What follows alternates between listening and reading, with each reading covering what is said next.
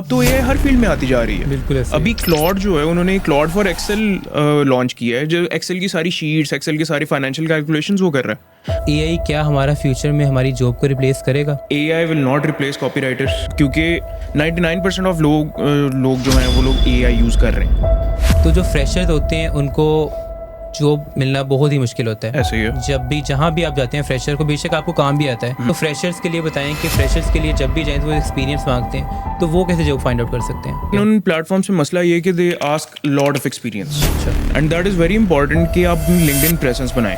वो ट्रैम्बल करते हैं बीच में, बहुत ज़्यादा करते हैं। आई गारंटी यू आपको कोई इंटर्नशिप पे नहीं रुलना पड़ेगा, आपको शायद कोई रिमोट इंटर्नशिप भी मिल सकती है, और बहुत बच्चों को इस तरह मिली है। फाइवर का मसला ये है कि वो ना एक मछली मार्केट बन चुकी है। सैचुरेशन आ चुकी है। Exactly, Fiverr has become a commoditised market. अच्छा, यहाँ पे मैं एक बात होने करने लगा हूँ, जो हमारी जितनी सॉफ्टवेयर की बड़ी बड़ी कंपनीज़ हैं उनकी एक मेन चीज़ है कि जितनी भी हमारी उनकी रिज्यूम जाती है वो सारी की सारी रिजेक्ट हो जाती है, ना कि उन्होंने ऑलरेडी फ़िल्टर किया हुआ होता है कि अगर फास्ट की यूनिवर्सिटी से कोई बच्चा पढ़ा हुआ है, कोई नेस्ट का पढ़ा हुआ है, तो इनको सेलेक्ट कर लेना है। Communication skills matter 90% of the time.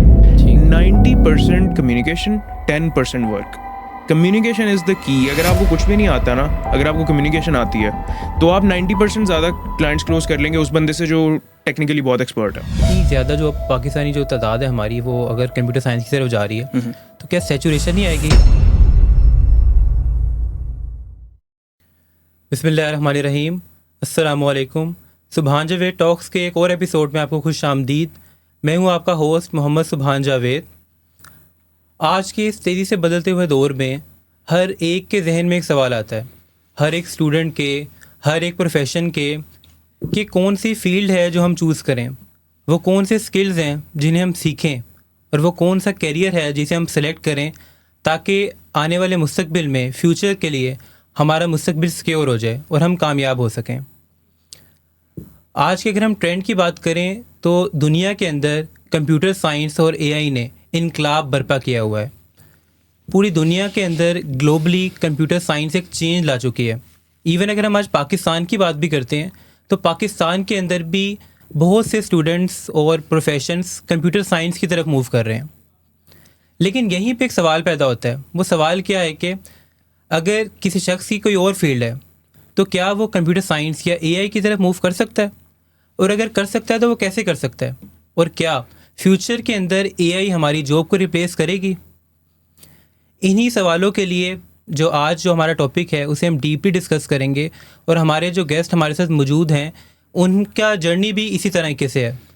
Starting के अंदर उन्होंने मैकेनिकल इंजीनियरिंग की, लेकिन मैकेनिकल इंजीनियरिंग करने के बाद 2 साल फील्ड में भी काम किया, लेकिन उसके बाद उनको ये आइडिया हुआ, उन्होंने ये रियलाइज़ किया कि जो मेरी फील्ड है आने वाले वक्त में वो कंप्यूटर साइंस की है।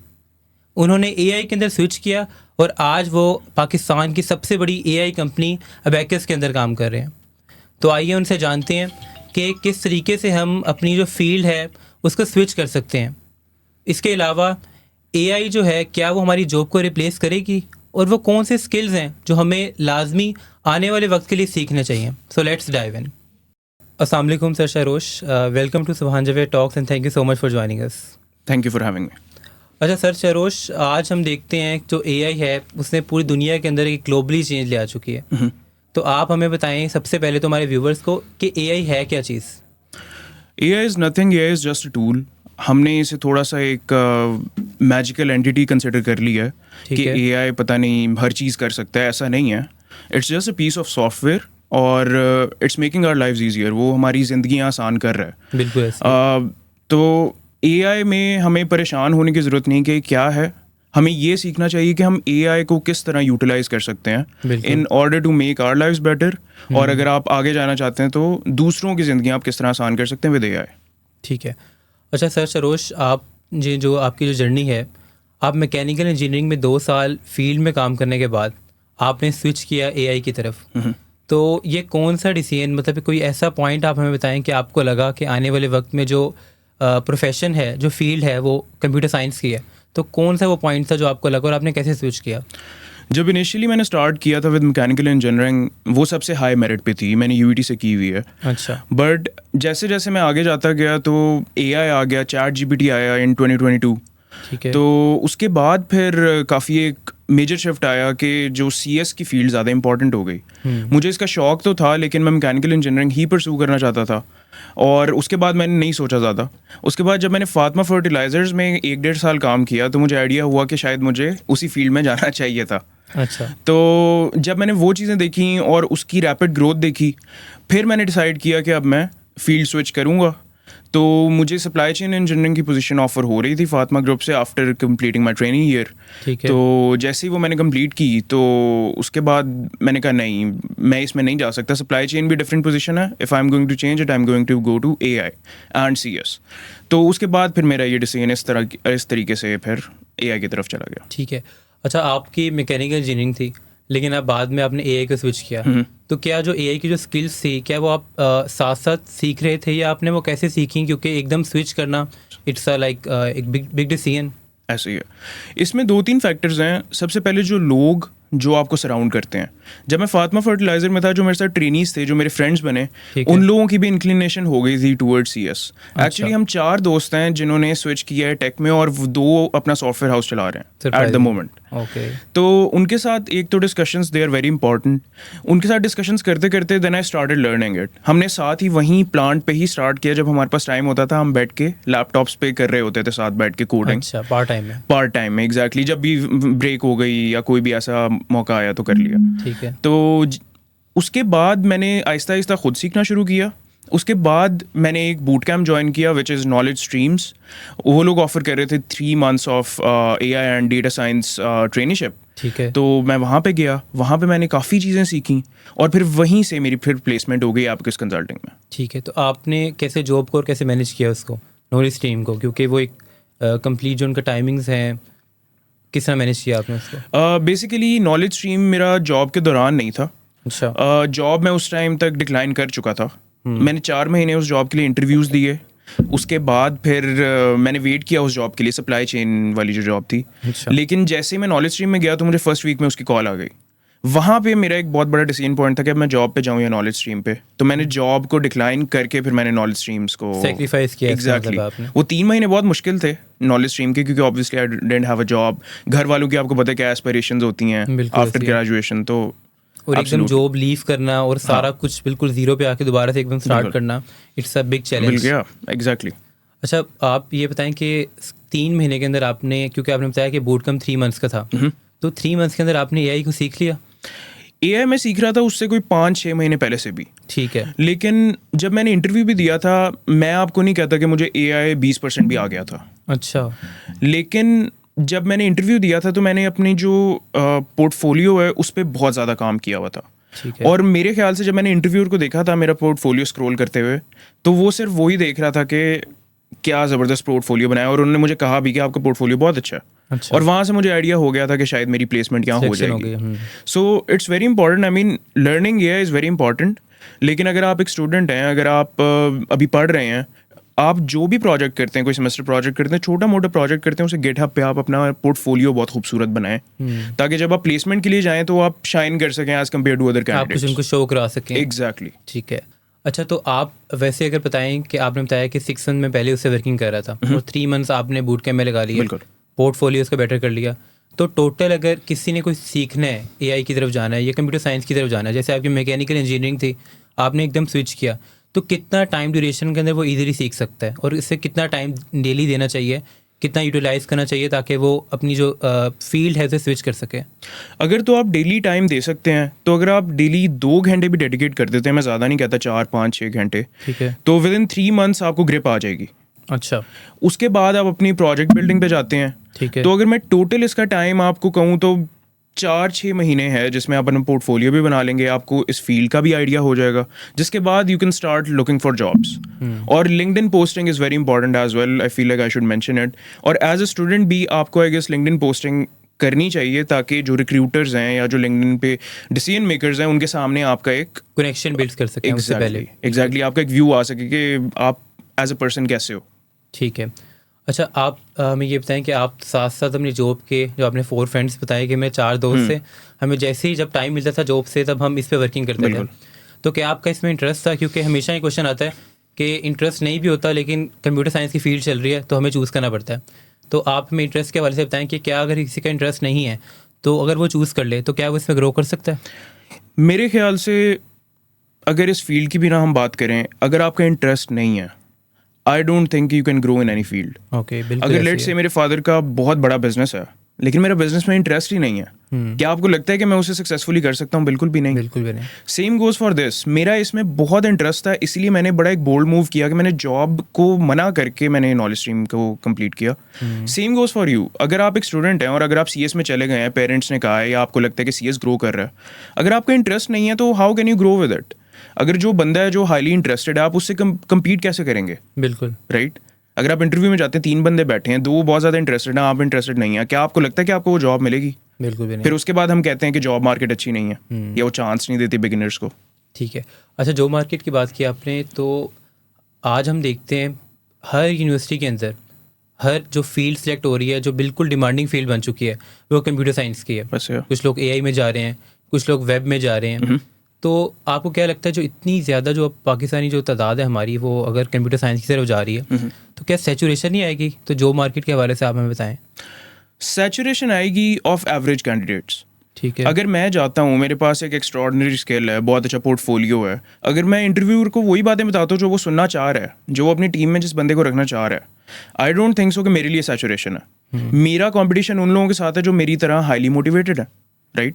लेकिन अगर मैं उसी पूल में हूँ कि अच्छा घर वालों ने कह दिया तो मैं सीएस में चला जाता हूँ, ये फील्ड चल रही है तो मैं सीएस में चला जाता हूँ, तो ऑब्वियसली देयर सैचुरेशन। आपको हायर तो करेंगे लेकिन आउट ऑफ 1 मिलियन वो 10,000 लोगों को हायर करेंगे, राइट। बिल्कुल। फिर सैचुरेशन है। लेकिन अगर ये आपकी अपनी पर्सनल फील्ड है, आपका अपना पर्सनल पैशन है, आप पर्सनली इसे परस्यू करना चाहते हैं, शुरू से आपने सोचा हुआ है कि यार मैं सीएस या सॉफ्टवेयर ही करूंगा, तो आई डोंट थिंक सो कि there is saturation for you. ठीक है। अच्छा, आपने स्किल की बात की, मतलब अगर आप जितने स्किलफुल हैं तो आपके लिए सैचुरेशन नहीं है। बिल्कुल same as it is with other field. तो आप हमें ये बताएं कि कंप्यूटर साइंस की तो फील्ड ही ऐसी है कि इसमें जितना आप लर्निंग करें वो कम है। ऐसे ही है। ठीक है, it's just like a pool. ऐसे ही है। तो सैचुरेशन इसमें मतलब किस तरीके से अपने आप को स्किलफुल कर सकते हैं, कितने टाइम के अंदर कि आप दूसरों के मतलब डिमांडिंग बन सकें, आप इजीली मार्केट को वैल्यू कर सकें? देखें, when you go into companies, companies क्यों हायर करती हैं? क्योंकि उनका कोई पेन पॉइंट है, कोई नया प्रोजेक्ट आया हुआ है, कोई प्रोजेक्ट फंसा हुआ है। Same goes for a business के लोग आपको क्यों हायर करते हैं? क्योंकि उनका कोई पेन पॉइंट है, उनका कोई पैसे जा रहे हैं, रेवेन्यू लॉस हो रहा है, कैपिटल लॉस हो रहा है, etcetera etcetera, right. When we talk about skills, ऐसी स्किल्स आप सीखें, चाहे आप एआई सीखें, चाहे आप वेब डिज़ाइन सीखें, doesn't matter, as long as आप लोगों का मसला हल कर रहे हैं। अगर आपको लगता है कि पाकिस्तानी मार्केट में ऐसे सॉफ्टवेयर हाउसेज हैं जो वेब डिज़ाइन पे काम कर रहे हैं और बहुत ज़्यादा कर रहे हैं, वेब डिज़ाइन पे, वेब डेवलपमेंट पे, और उनका बहुत मसला है कि अच्छा कोई रिस्पॉन्सिव वेबसाइट्स नहीं बन रही हैं, कुछ भी हो सकता है, it can be anything, bugs वगैरह आ रहे हैं, कुछ भी हो सकता है, तो आप इस तरह की स्किल डेवलप करें जो वो मसला हल कर सके। ठीक है। जब आप उनके लिए मसला हल करेंगे तो they will automatically hire you. ठीक है, राइट। बिल्कुल एग्जैक्टली ऐसे ही है।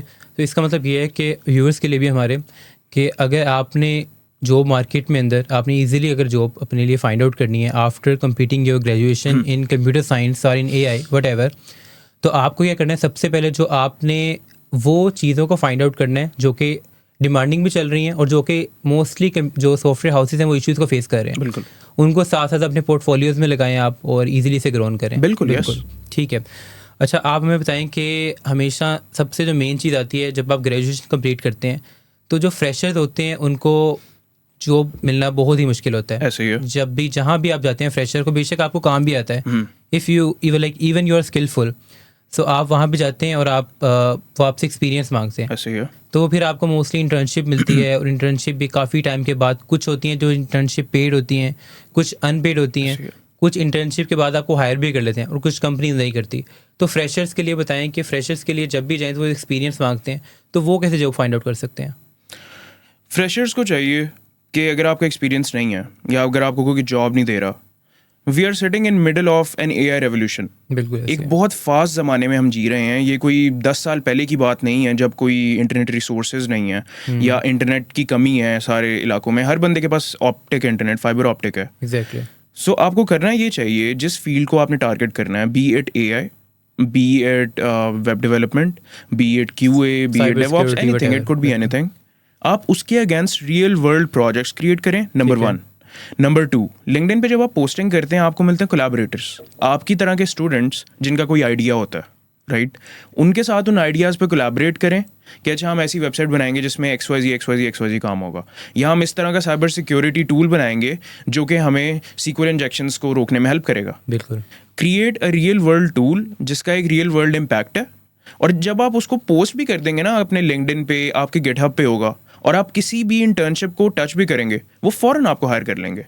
ठीक है। और पर्सनली अगर आपके पास 10,000 रेज्यूमेज आते हैं और उसमें से 9,000 रेज्यूमेज ऐसे हैं जिनमें बस लिखा हुआ है कि टू डू लिस्ट बना ली और इस तरह के XYZ प्रोजेक्ट्स गिटहब से उठा के लगा दिए, what do you think they are going to do? They are not going to give you the job. वो कहेंगे कि एक्सपीरियंस कहाँ है। लेकिन अगर आपके पास एक ऐसा प्रोजेक्ट होगा जो कि बिल्कुल आउट ऑफ द वर्ल्ड है, यूनिक है, मैं इतना नहीं कह रहा, AI से आप ब्रेनस्टॉर्म करें, कोई भी प्रोजेक्ट निकल के आ सकता है, उसे आप क्रिएट करेंगे, डेफिनेटली आपको उसमें बेहतरी, यानी उसमें आपको एक एज मिलेगा। जब आप इंटरव्यू करने जाएंगे आपको डेफिनेटली एक जॉब मिलेगी। ठीक है।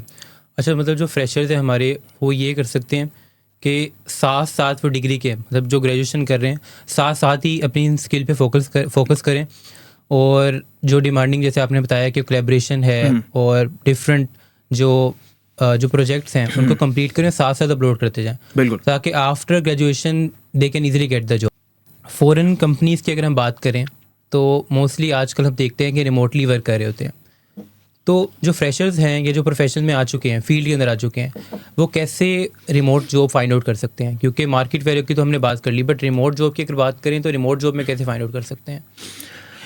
एक तो रिमोट जॉब के प्लेटफॉर्म्स हैं, राइट, लेकिन उन प्लेटफॉर्म्स में मसला ये है कि they ask lot of experience, 5 साल 10 साल, वो सब्जेक्ट मैटर एक्सपर्ट हायर करना चाहते हैं। ऐसे ही है।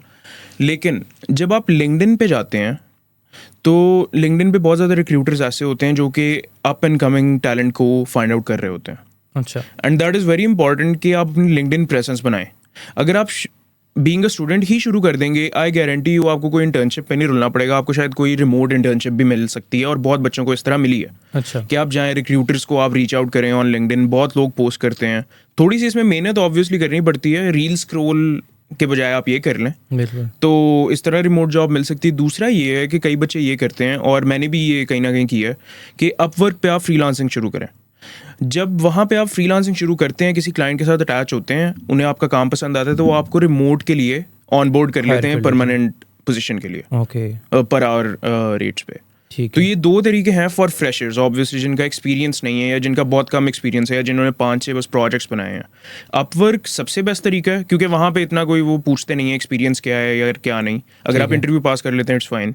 और दूसरा लिंक्डइन, तो मैं बहुत I am a great advocate of LinkedIn, कि लिंक्डइन पे प्रेजेंस आपको स्टूडेंट लाइफ से ही क्रिएट करना शुरू करनी चाहिए, कि जब आप जॉब मार्केट में एंटर हों तो आपको ऑलरेडी एक मैच्योर ऑडियंस हो आपकी लिंक्डइन पे, और मैच्योर आपका एक अकाउंट हो। बिल्कुल ठीक है।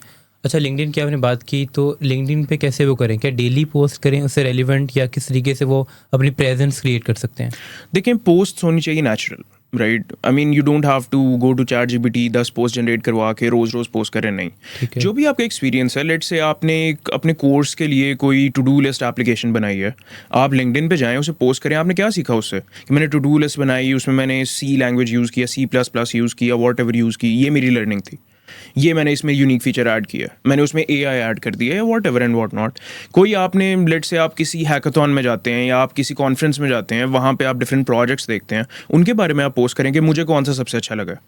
ऐसे करते करते नेचुरल पोस्ट से होता ये है कि लोगों को ये पता लगना शुरू हो जाता है कि यू आर सीरियस। आप यानी अपने इर्द गिर्द जो भी आपकी चीज़ें हो रही हैं आप उनको ऑब्जर्व करते हैं। एग्जैक्टली ऐसे ही है। इवन इफ आप कोई अगर बुक पढ़ते हैं रिगार्डिंग CS या AI या वॉट एवर, आप उसका रिव्यू पोस्ट कर दें कि मैंने इससे ये सीखा, मुझे सबसे अच्छी बात इसकी ये लगी, राइट। आपने सिर्फ ये कम्युनिकेट करना है कि आप इन चीज़ों के बारे में सोचते हैं। आप सिर्फ बस वो कोर्सेज के थ्रू आके बस आप कह रहे हैं मुझे जॉब दे दो, ये नहीं कर रहे, आप एक्चुअली ऑब्जर्व कर रहे हैं अपनी सराउंडिंग्स के क्या हो रहा है। ठीक है। अच्छा, लिंक्डइन की आपने बात की, और उसके बाद हमने बात की है कि रिमोट जॉब्स के रिलेटेड, तो लिंक्डइन में आपने सेकंड बात की है about related to the Upwork. तो अपवर्क के ऊपर जैसे फाइवर की बात करें तो आपको स्किल तो सेपरेट है, लेकिन अपवर्क पे आपको क्लाइंट से खुद अप्रोच करना पड़ता है। तो वो कौन से स्किल्स हैं, मतलब आप किस तरीके से क्लाइंट्स को अप्रोच कर सकते हैं, क्या क्या उसके लिए आपको करना चाहिए, काइंडली इसके बारे में बताइएगा। एब्सोल्युटली। फर्स्ट ऑफ ऑल ये है कि आप ChatGPT को ज़रा ना साइड पे रख दें। ठीक है। कोई भी आपके सामने जॉब आती है, कोई 10-15 आप सबसे पहले जो प्रपोजल्स हैं उनको लिखें, हैंड राइट करें अपने वर्ड्स में। ठीक है। जब आप उन्हें कर लेंगे ना, आपके पास इतना डेटा होगा, आपको पता लग जाएगा मेरा राइटिंग स्टाइल क्या है, मैंने क्लाइंट से किस तरह बात करनी है। तो ये सबसे बड़ी स्किल है copy writing. AI will not replace copy writers, क्योंकि 99% ऑफ लोग जो हैं वो लोग AI यूज़ कर रहे हैं। ऐसे ही है।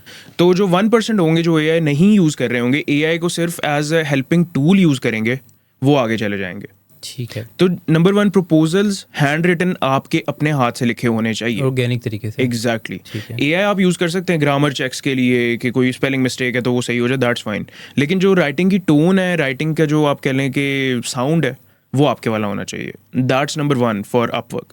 दूसरा ये है कि जब आप इंटरव्यूज़ में जाते हैं, सबसे जो एक शॉकिंग बात है वो ये है कि वो लोग आपका एक्सेंट बहुत देखते हैं। अच्छा। अगर आप थोड़ा सा भी आपका नेचुरल एक्सेंट है, अमेरिकन एक्सेंट है, यानी ये थोड़ी सी काउंटर इंट्यूटिव बात है, लोग कहेंगे कि पता नहीं ये गलत बात कर रहे हैं, लेकिन ऐसा नहीं है। अगर आप अमेरिकन एक्सेंट में बात करते हैं, you have 80% more chance to close the client then if you have a Pakistani और एन इंडियन एक्सेंट। और ये मैंने खुद देखा है, तो मैं कह रहा हूँ एग्जैक्टली। और तीसरी चीज़ ये कि अपनी कम्युनिकेशन बहुत नेचुरल रखनी है। पाकिस्तानियों का थोड़ा सा ये होता है, या इंडियंस का, या जो सब कॉन्टिनेंट के लोग हैं, वो लोग बेसिकली अमेरिकन क्लाइंट को समझते हैं कि ये पता नहीं कोई हमारे मास्टर हैं, और हमें उनसे इस तरह बात करनी चाहिए, यस सर, जी सर, ओके सर। और वो लोग इस चीज़ को बड़ा डिस्पाइज करते हैं। ओके। अगर आप उनको राइट ऑफ द बैट नाम लेके बुलाते हैं और उनके साथ शाना बशाना खड़े होकर बात करते हैं, तो बेसिकली वो आपको ज़्यादा रिस्पेक्ट करते हैं और वो ज़्यादा इंक्लाइंड होते हैं towards working with you. Okay, ठीक है। अच्छा, यहाँ पे अगर हम बात करें अपवर्क के रिलेटेड, तो हमने अप्रोच तो करना है क्लाइंट्स को, मतलब जितने भी जो हमारे हैं उनको हमने ऑर्गेनिक वे में अप्रोच करना है। ऐसे ही। तो फाइवर की अगर बात करें, फाइवर पे तो आप कंप्लीट अपना एक बनाते हैं पोर्टफोलियो टाइप, तो फाइवर के बारे में बताइएगा हमें। फाइवर का मेरा कोई इतना ख़ास एक्सपीरियंस नहीं है। फाइवर मैंने ट्राई किया था फॉर अ ईयर, लेकिन फाइवर का मसला ये है कि वो ना एक मछली मार्केट बन चुकी है, सैचुरेशन आ चुकी है। एग्जैक्टली। अगर एक बंदा $100 की एक सर्विस बेच रहा है, तो सेम सर्विस कोई 25 की भी बेच रहा है, सेम 5 की भी बेच रहा है। अच्छा। तो उसमें बेसिकली एक कॉन्सेप्ट है commoditised market. Fiverr has become a commoditised market. वहाँ पे जो बंदे को सबसे सस्ता लगता है वो आता है। जैसे दुकानों में है कि अगर आप कोई कपड़ा लेने जाते हैं, तो आप किसी एक दुकान पे जाएंगे, वहाँ 1000 रुपये की शर्ट है, दूसरी पे जाएंगे 800 रुपये की, आप तीसरी पे जाके 600 रुपये की ले लेंगे। Same goes for Fiverr. Upwork का फ़ायदा ये है कि वो अभी कमोडिटाइज इतनी नहीं है वहाँ पे, क्योंकि आप प्राइसेस कोट करते हैं, वो भी प्रपोजल्स वगैरह में होता है, लेकिन वहाँ क्लाइंट्स भी जिस तरह के हैं वो लोग आपको जज करते हैं विद योर वर्क। आपका एक्सपीरियंस क्या है, आपने किस तरह के प्रोजेक्ट्स हैंडल किए हैं। अच्छा। क्लाइंट्स ज़्यादा पैसे पे करने के लिए भी तैयार हैं, लेकिन दैट डिपेंड्स अपॉन आप अपने आप को किस तरह प्रेजेंट करते हैं, आपने क्या, आपका पास्ट एक्सपीरियंस क्या है। लेकिन फाइवर का ये है कि फाइवर हैज़ बिकम कम्प्लीटली कमोडिटाइज्ड। वहाँ पे सिर्फ प्राइस के ऊपर लोग मार खा लेंगे, 2-3 बंदों से $5 का काम करा लेंगे, लेकिन एक अच्छे बंदे से $100 का नहीं करवाएंगे। ठीक है। अच्छा, अपवर्क की बात की, फाइवर की बात की, इस तरह freelancer.com है, उसके बारे में आपको क्या राय है? freelancer.com what I feel is कि वहाँ पे ज़्यादा लेगेसी लोग जो हैं, जो वेब डिज़ाइन वाले हैं, या कोई PHP पे काम कर रहा है, कोई वर्डप्रेस पे काम कर रहा है, उसकी जॉब्स बहुत ज़्यादा है। अच्छा। लेकिन when it comes to AI की मैंने बहुत कम देखी हैं, या जो नई अप एंड कमिंग टेक्नोलॉजीज़ है उस पर बहुत कम है मेरे ख्याल से। आई कुड बी रॉन्ग, क्योंकि मेरा फ्रीलांसर से बिल्कुल बहुत ही कोई माइनर सा एक्सपीरियंस है।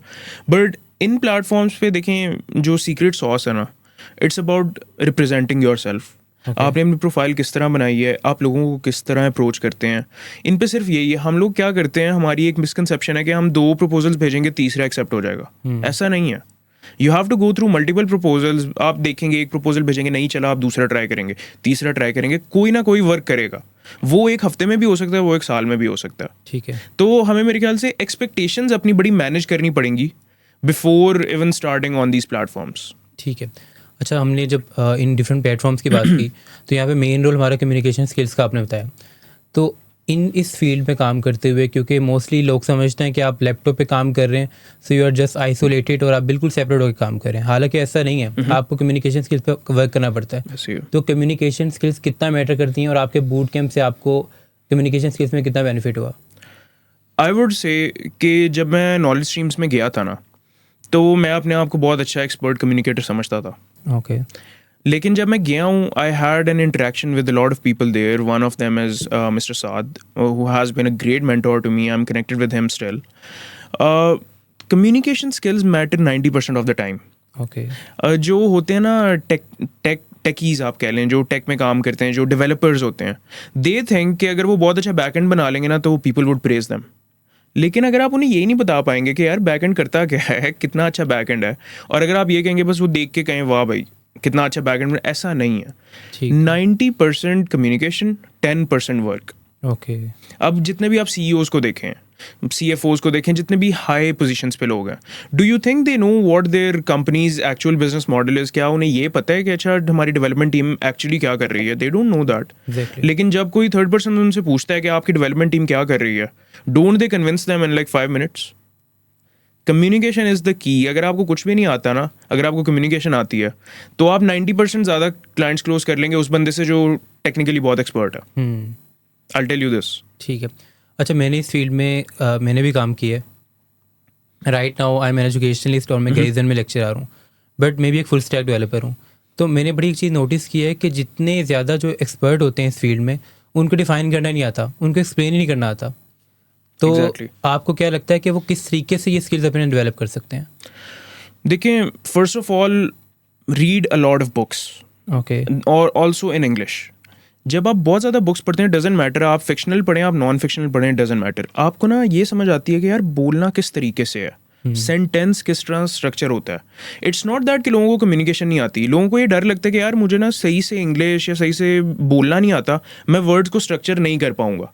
वो ट्रेम्बल करते हैं बीच में, बहुत ज़्यादा करते हैं, जो कि मेरे ख्याल से एक बड़ा मेजर ड्रॉबैक है। हर बंदे को कम्युनिकेशन आती है, बस उन्हें तरीका जो है वो सीखना ज़रूरी है। तो नंबर 1 बुक्स बहुत ज़्यादा पढ़ें। नंबर 2, आपका कोई भी दोस्त है, आप दोनों कम्युनिकेशन में अच्छे लेट से नहीं है, राइट, आप दोनों एक दूसरे से उस टोन में बात करें जैसे आप क्लाइंट से बात कर रहे हैं, प्रैक्टिस करें एक दूसरे के साथ। और जब आप 2-3 क्लाइंट्स के साथ गुजरेंगे, मेरे ख्याल से लोग डरते भी बहुत है कि अच्छा मेरी कम्युनिकेशन अच्छी नहीं, मुझे क्लाइंट कॉल में नहीं जाना चाहिए।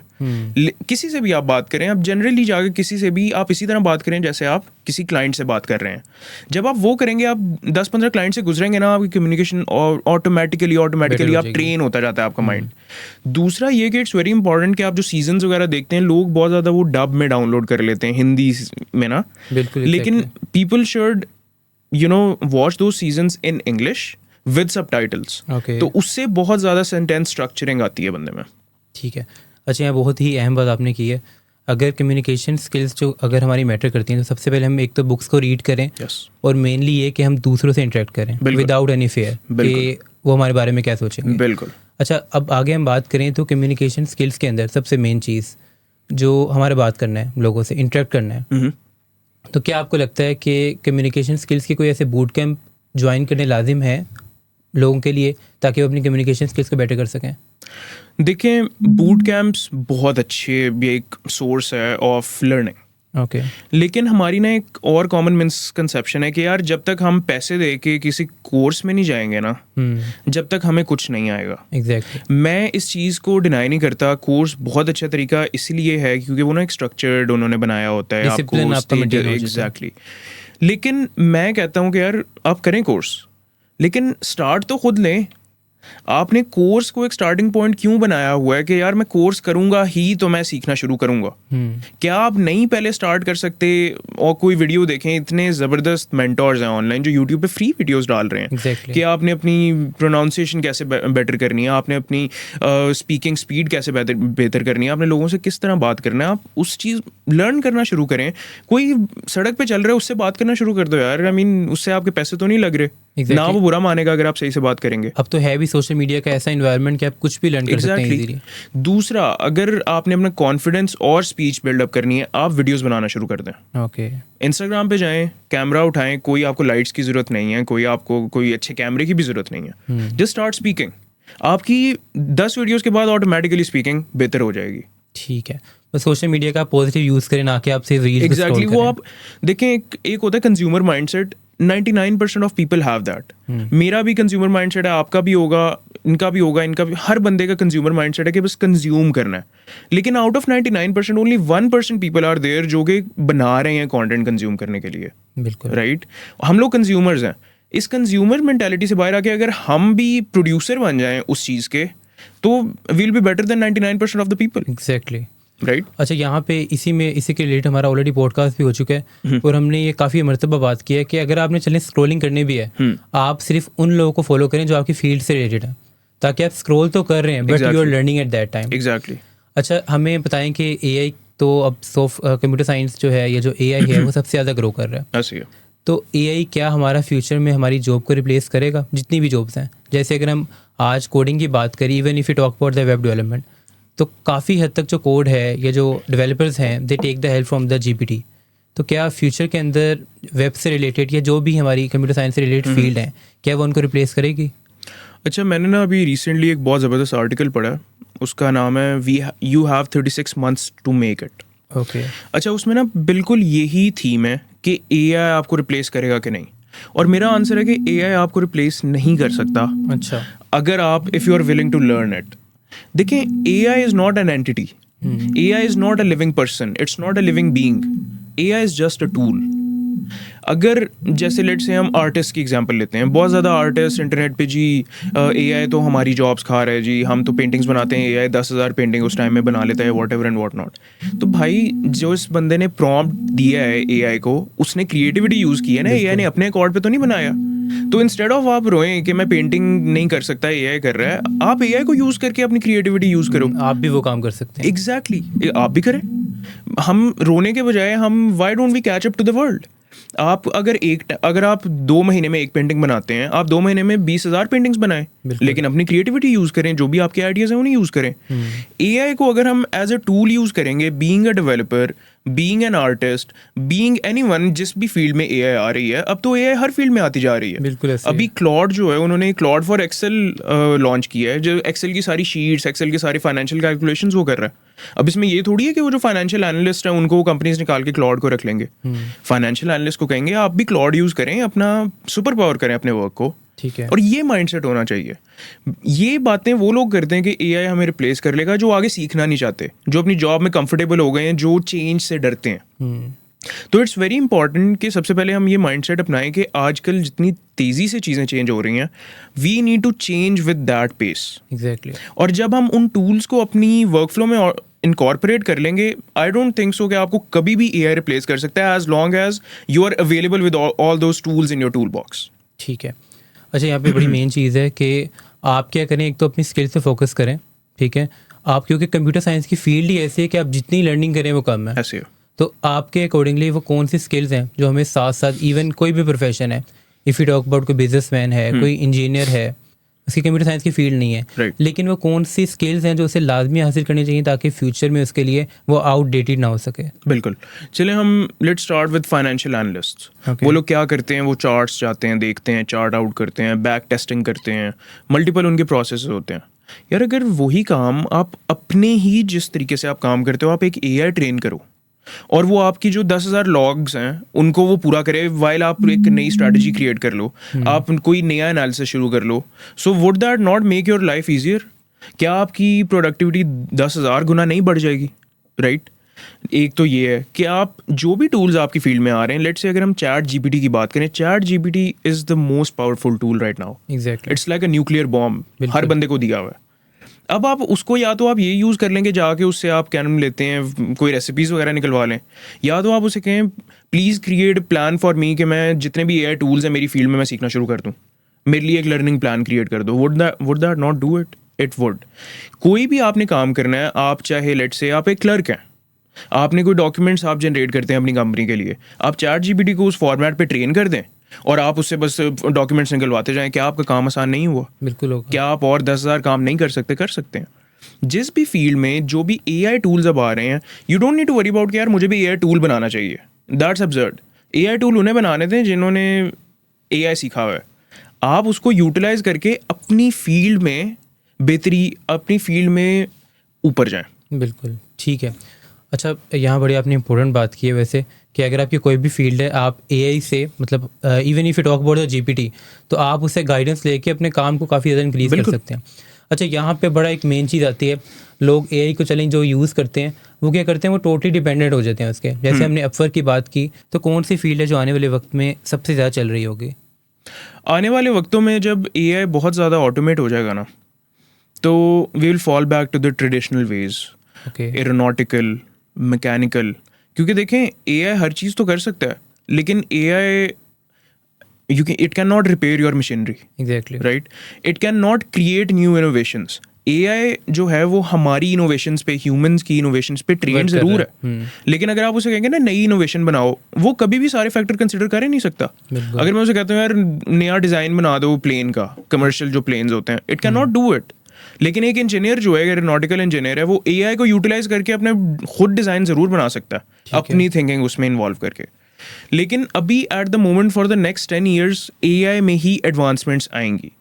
और अगर आप सिर्फ वही सीख जाते हैं कि यार एडवांसमेंट किस लाइन पे जा रही हैं, किस जगह पे जा रही हैं, आप पहले ही उस चीज़ को सीख के उस तरफ आप वर्क करना शुरू कर दें.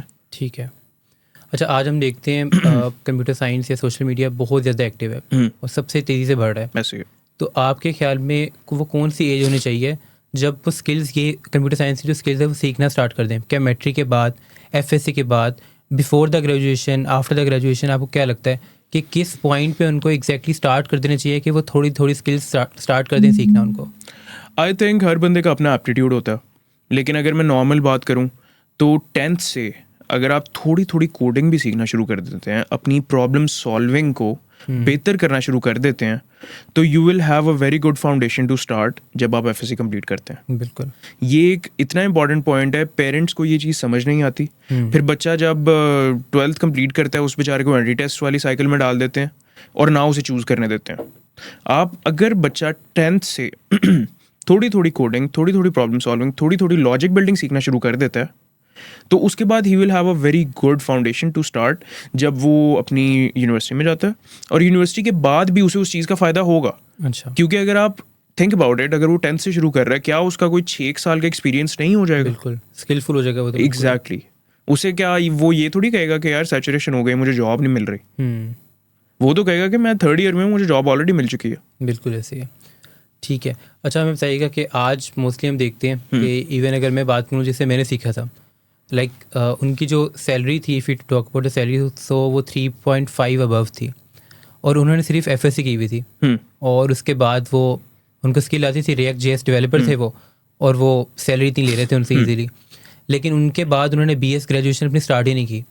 तो आपको क्या लगता है कि मोस्टली, क्योंकि अभी ये कॉन्सेप्ट बन चुका है कि हम सिर्फ ये स्किल्स को सीखेंगे और डिग्री पे फोकस ही करेंगे क्योंकि डिग्री मैटर ही नहीं करती, तो डिग्री कितनी इंपॉर्टेंट है ये भी बताइएगा.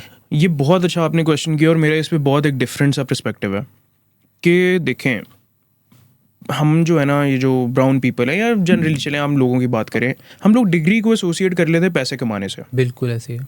Which is totally wrong.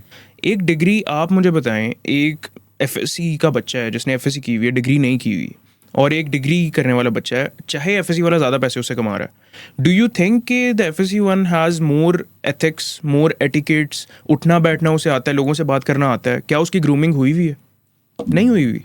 यानी मैं खुद FSC मैंने पंजाब कॉलेज से की है. अच्छा. अगर मैं UAT ना जाता, मैं लोगों में ना बैठता, तो क्या आपको लगता है कि मेरे में उस तरह का एक पोटेंशियल होता है या कम्युनिकेशन मेरी होती, या मैं अपने आप को प्रेजेंट कर पाता उस तरह से बिफोर, अगर मैं यानी यूनिवर्सिटी ना गया होता? तो I don't think so. Degree को हमें कभी भी पैसे कमाने से एसोसिएट करना ही नहीं चाहिए. एग्जैक्टली. पैसे आप, मैं कहता हूँ, आप 10 साल की उम्र में भी कमा सकते हैं. आप उसमें आपका अगर माइंड हो, start something, you can start earning money. It's not about the money, it's about getting the grooming which the university gives.